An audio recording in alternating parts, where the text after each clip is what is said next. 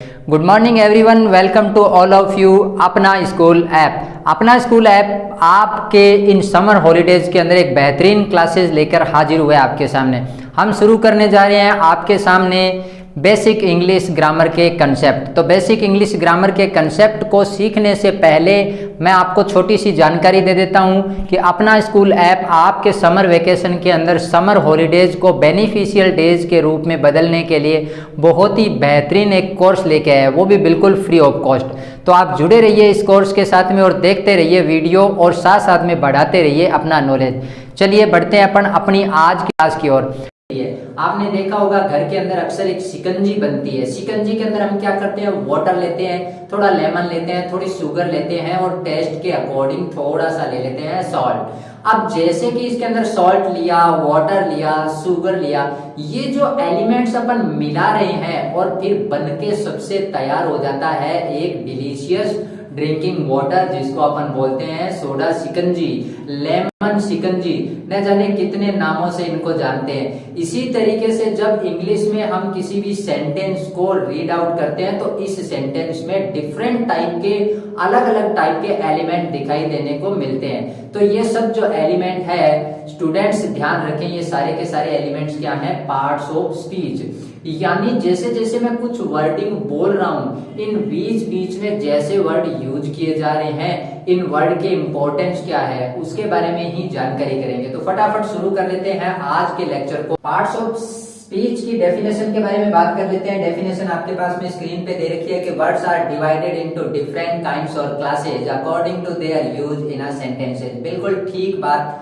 लिख रखी है कि किसी भी वर्ड को सेंटेंस में कैसे यूज किया जाना है, उस यूजेज के बारे में हमें बताता कौन है, पार्ट ऑफ स्पीच। बस छोटी सी बात आपको ध्यान रखनी है, ज्यादा लंबी डेफिनेशन याद करने की रिक्वायरमेंट नहीं है।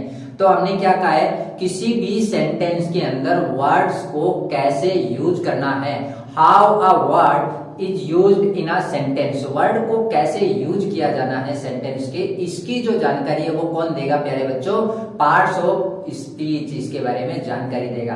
तो चलिए पार्ट ऑफ स्पीच के बारे में जब हम बात करते हैं तो टोटल पार्ट ऑफ स्पीच मेरे पास में आ जाती है टोटल नंबर के अंदर, काउंटिंग के अंदर करेंगे तो 1 2 3 4 5 6 7 8। तो टोटल पार्ट ऑफ स्पीच कितनी आ जाती है, 8 आ जाती है। एक बार फिर से स्क्रीन के ऊपर सारी की सारी पार्ट्स ऑफ स्पीच के नेम लिख रखे हैं। अगर आप चाहते हैं कि भी मैं पार्ट ऑफ स्पीच के नेम एक साथ जो लिखे हुए हैं इनका एक स्क्रीनशॉट ले लेता हूं, तो आप फटाफट से स्क्रीनशॉट ले लीजिए। मैं हट जाता हूं साइड में, ये आ गया आपका स्क्रीनशॉट। चलिए देखिए, तो स्क्रीनशॉट के ऊपर आपने अभी ध्यान दिया हुआ होगा कि पार्ट ऑफ स्पीच कौन कौन से हैं। नाम वही हैं जो हमारे डे टू लाइफ में हम यूज करते आ रहे हैं, बट हमने इन पे थोड़ा सा ध्यान कम दिया है। चलिए मैं नाम बता रहा हूं आपको, सबसे पहले इसके ऊपर आप कंसंट्रेट करेंगे। सबसे पहले नेम आता है नाउन, आफ्टर देन आता है प्रोनाउन, फिर आता है वर्ब, फिर आती है एडजेक्टिव और फिर आता है एडवर्ब, फिर आती है प्रीपोजिशन, फिर आता है कंजक्शन और फिर आता है इंटरजेक्शन।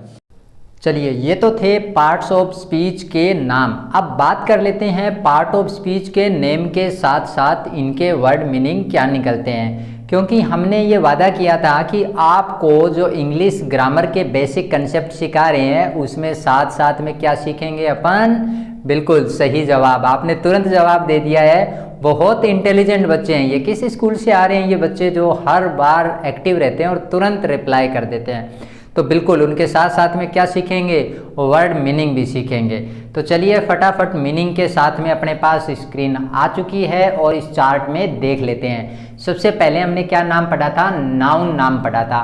तो नाउन का मतलब क्या होता है, नाउन का मतलब होता है संज्ञा। क्या नाम होता है, संज्ञा। चलिए आगे बढ़ते हैं। इसके बाद में सेकंड नंबर पे आ जाता है मेरे पास में प्रोनाउन। प्रोनाउन का मतलब क्या होता है, सर्वनाम। फिर आ जाता है एडजेक्टिव। एडजेक्टिव का मीनिंग क्या होता है, अपने आप में विशेषण। अभी जो हम बता रहे हैं वो केवल और केवल क्या बता रहे हैं, मीनिंग बता रहे हैं। चलिए फिर आगे बढ़ते हैं। आगे मीनिंग आता है हमारे पास में वर्ब। वर्ब का मतलब क्रिया। क्या बात है, आपको तो अच्छे से पता होगा क्रिया का मतलब कि किसी भी काम के बारे में बात की जा रही है, किसी भी एक्शन के बारे में बात की जा रही है। जब भी कोई मूवी की बात आती है, कोई सीरियल की बात आती है, तो अपन बहुत दौड़ते दौड़ते फटाफट बताते हैं इस मूवी में तो बहुत बढ़िया एक्शन दिखाया गया है, उस हीरो ने बहुत शानदार एक्शन किया है। कई बार हम खेलते कूदते पढ़ते लिखते आते जाते भी बहुत सारे एक्शन करते रहते हैं। वही एक्शन है जो अपने आप में वर्ब कहलाती है, वही अपने आप में क्रिया कहलाती है। चलिए, तो अभी हमने क्या बताया, दोबारा से रिपीट कर लेते हैं। नाउन यानी संज्ञा, प्रोनाउन यानी सर्वनाम, इसके बाद में एडजेक्टिव मतलब कि विशेषण, फिर आता है वर्ब, वर्ब का मतलब क्रिया, फिर आ जाता है एडवर्ब। एडवर्ब, एडवर्ब यानी कि क्रिया विशेषण। इसके बाद में मीनिंग आ जाता है हमारे पास में कंजक्शन। कंजक्शन, कंजक्शन मतलब कि जोड़ने वाले, कंजक्शन, जंक्शन मतलब होता है जोड़ना। किसको जोड़ रहा है वो, नाउन प्रोनाउन को, या फिर अपन सेंटेंस को या वर्ड्स को। डीप में अभी बात करेंगे, पहले मीनिंग समझ रहे हैं। तो कंजक्शन का मतलब होता है संयोजक यानी कि जोड़ना। इसके बाद में आ जाता है हमारे पास में प्रीपोजिशन। ये अपन मीनिंग समझ रहे हैं, इसके बाद में आगे समझेंगे इनके डीप के अंदर, डिटेल के अंदर। चलिए, अब आ जाता है प्रीपोजिशन। प्रीपोजिशन को बोलते हैं संबंध सूचक। क्या बोलते हैं, संबंध सूचक। इसके बाद में आ जाता है हमारे पास में इंटरजेक्शन। इंटरजेक्शन को बोलते हैं विस्मयादि बोधक। चलिए, तो ये तो नाम हो गया हमारे पास में, मैं फटाफट से बोल देता हूँ, आप एक बार फिर से चेक कर लीजिएगा। नाउन था संज्ञा, प्रोनाउन था सर्वनाम, एडजेक्टिव था विशेषण, वर्ब था क्रिया, एडवर्ब था क्रिया विशेषण, और कंजक्शन था संयोजक, प्रीपोजिशन था संबंध सूचक, और इसके बाद में इंटरजेक्शन जो था विस्मयादि बोधक। तो विस्मयादि बोधक अपन दूसरी तरफ जब पढ़ेंगे तो इसको एक्सक्लेमेटरी नाम भी मिल जाएगा। तो ये तो थे पार्ट ऑफ स्पीच के नेम। अब सबसे पहले हम बात कर लेते हैं पार्ट ऑफ स्पीच के अंदर नाउन के बारे में। क्या बात है, बहुत शानदार टॉपिक है अपने आप में। तो नाउन के बारे में अपन समझते हैं कि नाउन होती क्या है। देखिए, चार्ट के ऊपर हमारे पास में नाउन की डेफिनेशन आ चुकी है, नाउन का मीनिंग भी आ चुका है। तो डेफिनेशन की जब मैं बात करूं तो इसमें लिखा हुआ है a person, place, thing, animal, और ये क्या चीज़ है, इसके नेम। यानी एक ही बात आती है इसके अंदर बार बार। किसकी बात आ रही है, नेम की बात आ रही है। वो चाहे प्लेस हो, चाहे एनिमल हो, चाहे थिंग हो, इसके बारे में जब भी बात करेंगे तो वो सारी की सारी क्या चीज़ें हैं, अपने आप में नेम से रिलेटेड है। देखिए, बहुत बढ़िया। हाँ, पारुल ने बिल्कुल सही रिप्लाई किया है कि नाउन को अपन नेमिंग वर्ड भी बोलते हैं। बिल्कुल, बहुत बढ़िया।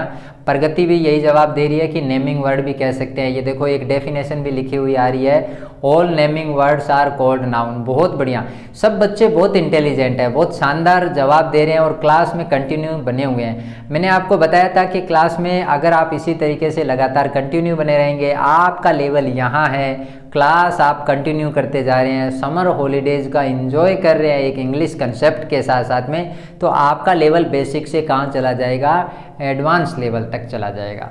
बिल्कुल, आप लोगों ने ठीक जवाब दिया है कि नाउन का मतलब संज्ञा है, जिसको अपन बोल सकते हैं नेमिंग वर्ड, यानी कि सारे के सारे नेमिंग वर्ड को ही हम क्या कहते हैं, संज्ञा कहते हैं, अपने आप में नाउन कहते हैं। तो नाउन के अंदर आपको नॉर्मली एक मीनिंग याद करना है, वो है नेमिंग वर्ड। क्या है, नेमिंग वर्ड, यानी कि ऐसी संज्ञा जिसके अंदर पूरी दुनिया में किसी भी चीज का, किसी भी थिंग का अगर नाम दिया हुआ है तो वो सारी की सारी नेम वाली चीजें, सारी की सारी नेम वाली थिंग्स क्या कहलाएगी, संज्ञा कहलाएगी।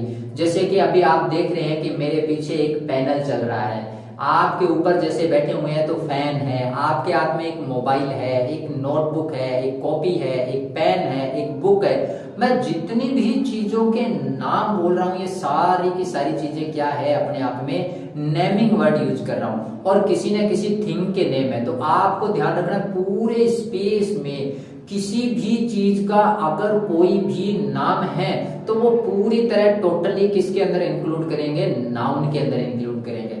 अब नेमिंग वर्ड के साथ में एक चीज और ध्यान रखनी है हमें। नेमिंग वर्ड तो हमें पता चल गया, आपको दो चीजों के बारे में ध्यान रखना है कि वह जो चीज है वो आप देख पा रहे हैं कि नहीं, यानी कि सी, और दूसरी तरफ आपको देखना है कि उस चीज को देखने के साथ साथ में हो सकता है कि आप उस चीज को टच भी कर सकते हैं। मीन्स आपको दो चीजों के बारे में पता चला। सबसे पहले आप नेम देखेंगे, फिर इसके बाद में चेक करेंगे कि उस चीज को आप फील कर रहे हैं या फिर उसको टच कर रहे हैं या फिर उसको देख रहे हैं। तो कोई ऐसी चीज जिसको आप देख सकते हैं, जिसको आप फील कर सकते हैं, जिसको आप टच कर सकते हैं, जिसका कोई ना कोई नेम है, वो सारी की सारी टोटल चीज क्या हो गई, नेमिंग वर्ड हो गई। और नेमिंग वर्ड को अपन क्या कह देंगे, नाउन कह देंगे। तो आपको सिर्फ एक सिंगल वर्ड के अंदर डेफिनेशन याद करनी है, all naming words are called the noun. For example अभी मेरे को अगर नेमिंग वर्ड के अकॉर्डिंग एग्जांपल देना पड़े तो आप बहुत सारे एग्जांपल, जैसे कि स्क्रीन के ऊपर लिखा हुआ है, पहला एग्जांपल दिया हुआ है, she bought a pair of shoes.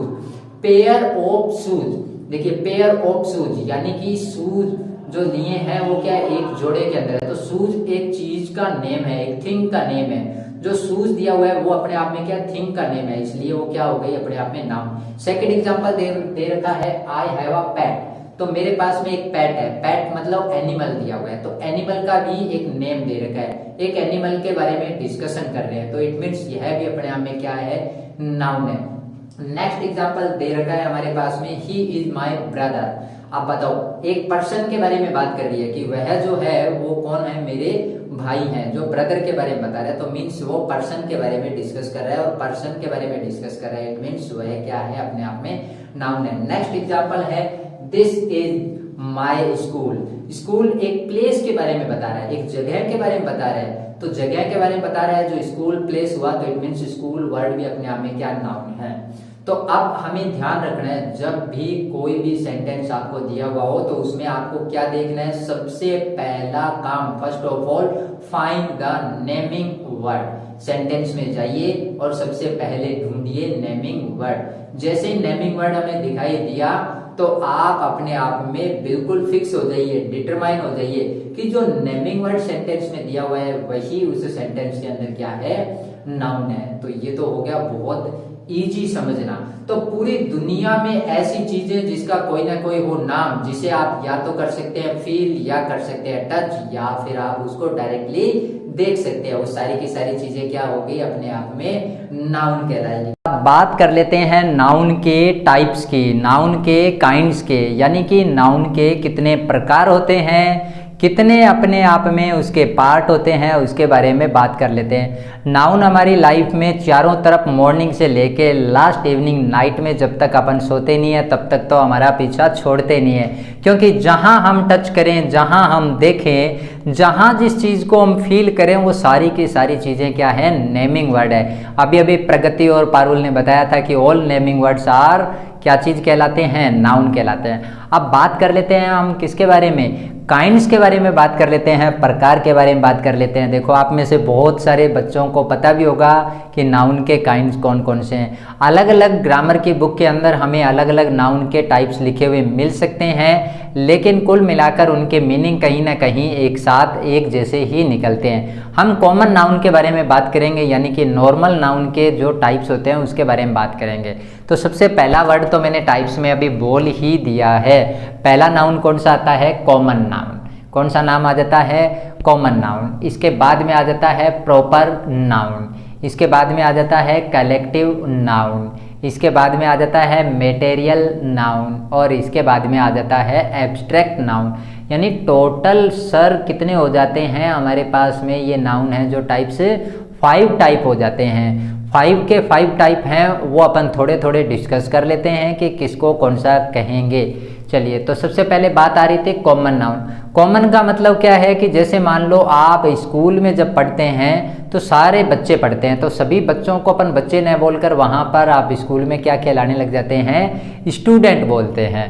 तो स्टूडेंट अपने आप में क्या बात हो गई, जो स्टूडेंट वर्ड बोल रहे हैं वो क्या चीज़ कहलाएगा, अपने आप में कॉमन नाउन कहलाएगा। बिल्कुल आप ठीक समझें। इसके बाद में छोटा सा एग्जाम्पल ले लेते हैं कि जब यही स्टूडेंट के पर्टिकुलर नेम आ जाते हैं, चिंटू, मिंटू, गीता, मीता, सीता, ये जो नाम आ जाते हैं, मैं क्या बोल रहा हूँ, पर्टिकुलर नेम बोल रहा हूँ। जब मैं पर्टिकुलर नेम की बात करूँगा तब यही कि यही नाउन किस में कन्वर्ट हो जाएगी, बिल्कुल जवाब दीजिए फटाफट से।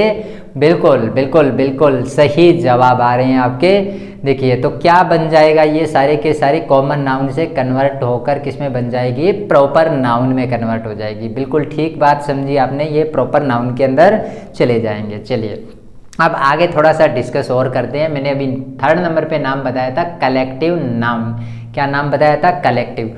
कलेक्टिव का मतलब होता है ग्रुप, यानी कि समूहों के बारे में बात कर रहे हैं, ग्रुप के बारे में बात कर रहे हैं। ग्रुप आर्मी का हो सकता है, कीज का हो सकता है, फ्लावर का हो सकता है, आपके बहुत सारे पेन आपने अलग अलग कलर के पसंद कर रखे हैं, वो पेन का ग्रुप हो सकता है। आपके घर के अंदर कपड़ों का कलेक्शन हो सकता है, आपके पास में डिफरेंट टाइप के कपड़े हैं, डिफरेंट टाइप के आपके पास में शूज है। तो जब जब ग्रुप की बात की जाएगी वो सारे के सारे किसके अंदर ऐड किए जाएंगे, कलेक्टिव नाउन के अंदर ऐड किए जाएंगे। बिल्कुल आप सही समझे हैं। फिर आ जाती है हमारे पास में मटेरियल नाउन।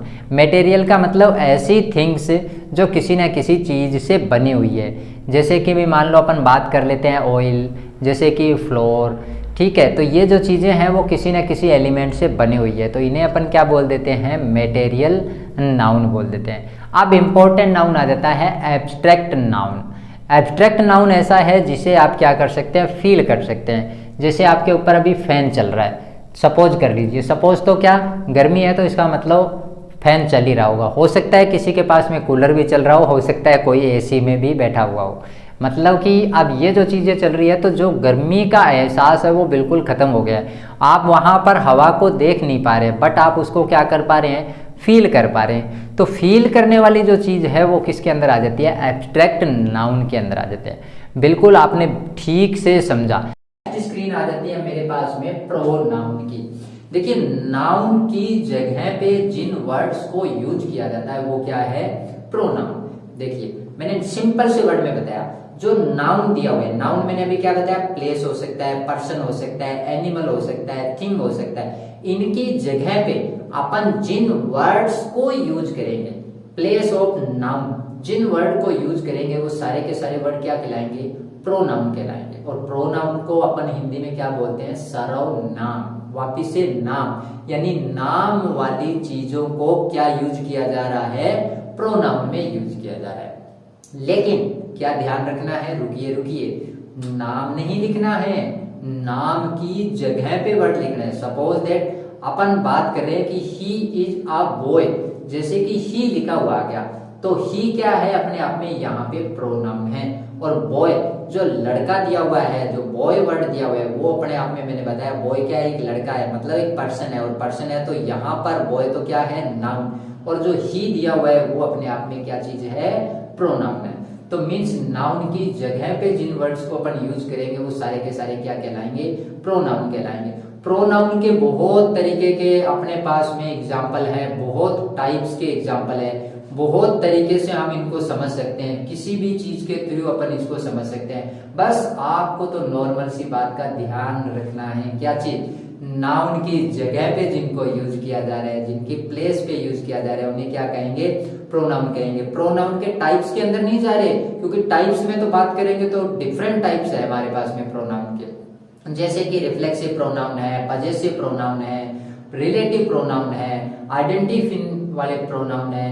तो हम ऐसे तो बहुत तरीके के प्रोनाउन पढ़ने पड़ेंगे। चलिए मैं फटाफट आज की क्लास को एक बार रिपीट करता हूँ, अब तक का कि अपने क्या क्या सीखा था। हमने जो क्लास के अंदर बात की थी अभी तक के अकॉर्डिंग, अगर मैं 2 क्लासों का एक साथ बात कर लेता हूँ तो सबसे पहले मैंने बात की थी लैंग्वेज के बारे में, और लैंग्वेज में हमने किसके बारे में बात की थी, इंग्लिश लैंग्वेज की। और इंग्लिश लैंग्वेज में मैंने सबसे पहले अल्फ़ाबेट सीखा था। अल्फ़ाबेट को मैंने 2 पार्ट में डिवाइड किया था, एक तरफ वोवल था, एक तरफ कॉन्सोनेंट था। वोवल और कॉन्सोनेंट मिलकर क्या चीज़ का निर्माण कर रहे थे, क्या चीज़ को बना रहे थे, ये सारे मिलकर क्या बना रहे थे, जैसे कि लेटर से मिलकर क्या बन रहे थे, वर्ड बन रहे थे, यानी कि शब्द बन रहे थे। बिल्कुल सही है आप। और वर्ड से क्या बन रहे थे, बिल्कुल ठीक बात, सेंटेंस बन रहे थे। फिर हमने सेंटेंस के साथ में कुछ चीज़ें देखी कि ये जो लेटर है, ये वर्ड है, ये सेंटेंस है, इसके अंदर कुछ अपन वर्ड्स को जो यूज करते हैं, वर्ड अगर अपने आप में सिंगल आ रहे हैं, चीज़ें सिंगल आ रही है, प्लेस सिंगल आ रहे हैं, एनिमल सिंगल आ रहे हैं, तो वो सब क्या थे, सिंगुलर नाउन थे, यानी कि वो अपने आप में सिंगुलर थे। अगर यही चीज़ें कन्वर्ट होकर मोर देन वन हो जाती है तो सारी की सारी चीज़ें किस में चली जाती थी, प्लूरल के अंदर चली जाती थी। बिल्कुल आपने ठीक से समझ लिया इन चीज़ों को। फिर हमने देखा था कि सेंटेंस बनने के बाद में हमारे कम्युनिकेशन की चीज़ें शुरू हो जाती है, यानी पैराग्राफ यानी पैसेज स्टार्ट हो जाते हैं। इसके बाद में हमने देखा था पार्ट्स ऑफ स्पीच, जो कि आज की क्लास के अंदर कंटिन्यू चल रहा है। पार्ट ऑफ स्पीच टोटल कितनी थी, टोटल बताइए फटाफट, 1 करके बताएंगे, 1 2 3 4 5 6 7 8 पार्ट ऑफ स्पीच थी। कौन कौन थी? नाउन, प्रोनाउन, एडजेक्टिव, फिर वर्ब, फिर एडवर्ब, फिर प्रीपोजिशन और फिर कंजक्शन और फिर इंटरजेक्शन। ये 8 पार्ट थे, जिसमें से अभी अपन ने किसके बारे में डिस्कस किया था, नाउन के बारे में डिस्कस किया था।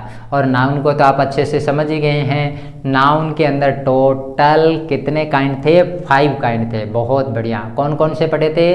कलेक्टिव नाउन पढ़ रहे थे, मटेरियल नाउन पढ़ रहे थे, ऊपर से जाएंगे तो कॉमन नाउन और फिर प्रॉपर नाउन, ठीक है। और एक बीच में क्या बच गया है, मटेरियल नाउन। ये 5 टाइप्स के बारे में अपन ने अभी डिस्कस किया था। तो अब इनके एग्जाम्पल्स भी अपन ने साथ साथ में देख लिए हैं। उम्मीद करते हैं आपको आज की क्लास बिल्कुल अच्छी लगी होगी, आपने इसको समझा होगा और समर डेज के अंदर, समर हॉलीडेज के अंदर आप लोगों ने एक बेनिफिशियल क्लास को अटेंड किया और अपना नॉलेज इंक्रीमेंट किया। तो लगातार आप हमारे साथ जुड़े रहिए, देखते रहिए वीडियो।